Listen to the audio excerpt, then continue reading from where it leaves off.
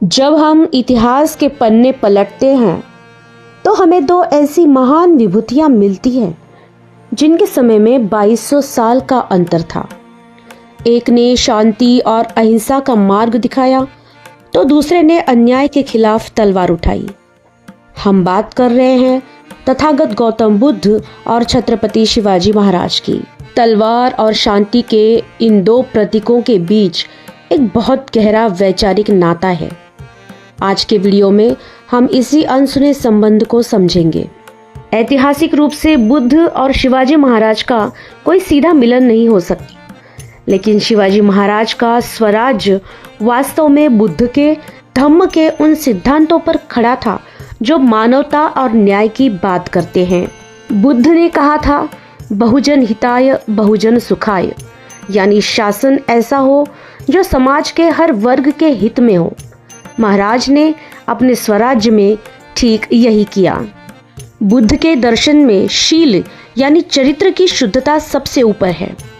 शिवाजी महाराज ने इसे अपने जीवन में उतारा। जब उनके सैनिकों ने कल्याण के सूबेदार की बहू को बंदी बनाकर महाराज के सामने पेश किया तो महाराज ने उसे अपनी मां के समान सम्मान देकर सुरक्षित वापस भेजा।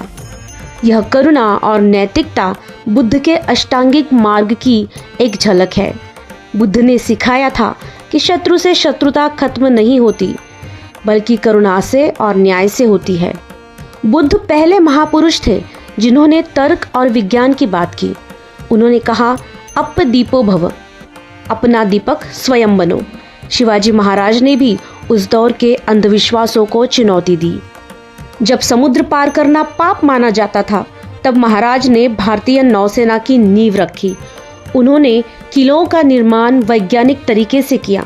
उनका शासन दैवीय चमत्कार पर नहीं, बल्कि रणनीति और विज्ञान पर आधारित था। महात्मा ज्योतिराव फुले और डॉक्टर बाबा साहेब अम्बेडकर ने भी शिवाजी महाराज और बुद्ध के इस संबंध को पहचाना। फुले जी ने महाराज को कुलवाड़ी भूषण कहा, जो आम जनता के रक्षक थे। डॉक्टर अंबेडकर के अनुसार शिवाजी महाराज का शासन बुद्ध के समतामूलक समाज के सिद्धांतों का एक क्रियान्वयन था, जहां जाति के आधार पर नहीं, बल्कि योग्यता के आधार पर न्याय होता था। छत्रपति शिवाजी महाराज और गौतम बुद्ध का संबंध रक्त का नहीं, बल्कि विचारों का है।